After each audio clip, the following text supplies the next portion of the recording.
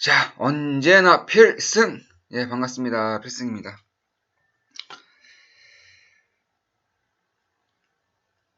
예, 현재 그 코스닥 시장이 굉장히 좋지가 않습니다. 특히나 이 바이오 제약 쪽에서 투매가 지속적으로 나오고 있는 그런 상황인 건데요.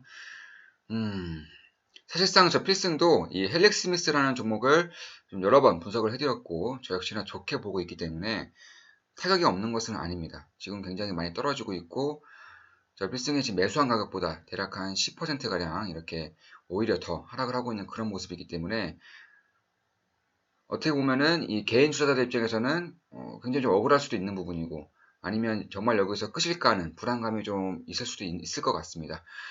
자, 이러한 모든 사건의 발단은 개개인 이제 개인 종목별로 이제 연속적으로 이루어지고 있기 때문에 이 투자 심리 악화는 어쩔 수가 없는 부분인 것 같습니다. 결국에는 적어도 이제 한 개 기업 내지 두 개 기업 정도는 임상을 성공적으로 마치면서 이 글로벌 제약사로 거듭날 수 있는 그런 신약을 성공시켜야지만 다시 투자 심리가 살아날 것으로 보입니다. 결국엔 시간이 좀 필요한 부분이고, 이 시간이 필요하다고 해서 무조건 다시금 올라올 수 있는 그런 상황도 아닙니다. 자, 이번엔 좀 HLB에 대해서 좀 말씀을 드리고자 합니다. 일단 HLB 같은 경우에는 상황이 굉장히 안 좋죠.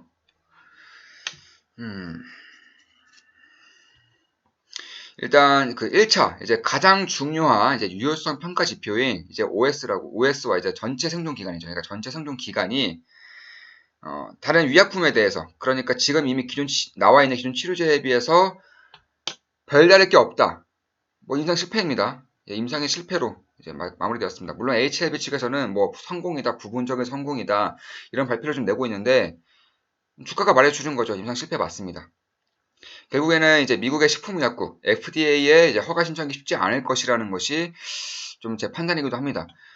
그렇기 때문에 이제 결론적으로 이렇게 실패를 했고, 지금 기업 가치적인 측면에서는 거의 휴지 조각이 돼도 뭐 별다른 할 말이 없는 부분이긴 합니다. 왜냐하면 지금 중국 쪽에서는 이미 HLB의 이런 치료제가 시판되고 있는 것은 맞지만 거기는 이미 중국 약품이죠. 다 팔아버렸기 때문에 그다지 임상에 대한 이런 정황적인 증거는 됐었지만 이제 이 기업이 앞으로도 성장성을 유지할 수 있는지 혹은 지금의 시가총액을 유지할 수 있는지에 대한 것은 당연히 의문점이 생길 수밖에 없는 부분이고요.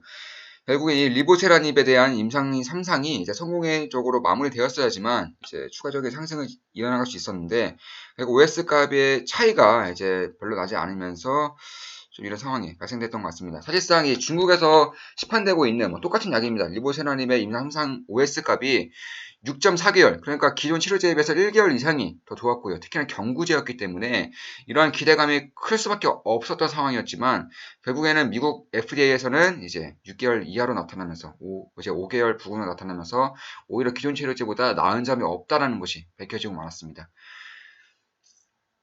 이를 통해서 역시나 이 중국 쪽에 시판되고 있는 혹은 중국의 성공적인 제품이라고 해서 꼭 미국이라던가 다른 나라에서도 성공할 수 있겠는가 하는 그런 의문점이 커질 수밖에 없는 부분이고요. 더 나아가서 신뢰적인 부분에도 역시나 좀 영향을 끼칠 수밖에 없지 않을까 이렇게 보고 있습니다. 다음 HLB 측에서는 이제 단독 사용으로는 그렇지만 이제 병용으로는 9개월 이상까지 늘릴 수 있다고 밝히고 있지만 사실상 단독으로 효과가 없는데 병용으로 효과가 있을 거라는 기대감 자체가 별로 좀 어불성설이죠. 병용으로 효과가 있으려면 단독으로도 효과가 있었어야겠죠. 왜냐하면 기존 치료제도 병용으로 효과가 더 크다고 한다면은 지금 굳이 이렇게 단독으로 사용되고 있겠습니까?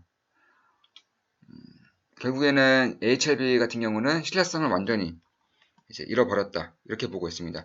특히나 이제 리보세라님의 개발을 맡고 있던 이제 LSKB죠. 이제 자회사인 LSKB의 가치가 많이 훼손된 만큼 이 합병 공시를 얼마 전에 냈었습니다. 그런데 이 합병도 사실상 불가능해졌다라고 보고 있습니다. 왜냐하면 이 임상 3상이 성공할 것이라는 가정하에 합병을 두 회사가 이제 모색하고 있다는 것인데 이 임상 3상이 실패로 끝났기 때문에 결국은 합병을 원하는 회사가 없다라던가 혹은 자금의 부족으로 인해서 합병을 좀 제대로 이루어질 수 있을까? 합병까지 하려면 결국은 유상증자도 해야 되고 여러 자금이 좀 필요한 상황인데 과연 은행권에서 대출을 해주겠느냐? 절대 안 해주죠. 그렇다고 유상증자 주주들 다 떠납니다. 굉장히 상황이 안 좋은 것은 맞다고 이렇게 보고 있습니다.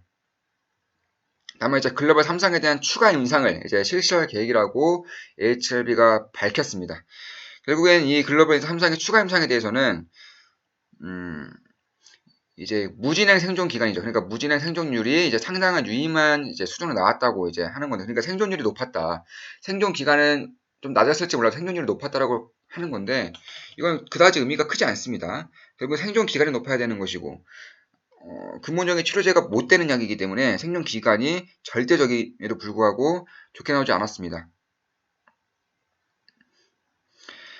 따라서 이 탑라인 결과에 의해서 이렇게 하락을 하고 있는 것이고, 임상 함상을 다 추가적으로 진행한다고 해서 시간이 굉장히 오래 걸릴 뿐더러 이 약에 대한 기대감이 완전히 꺾여버렸기 때문에 주가적인 측면에서, 그러니까 회사가 아니라 우리 투자자 입장에서는 기대할 것이 없지 않을까, 이렇게 저 필승은 보고 있습니다.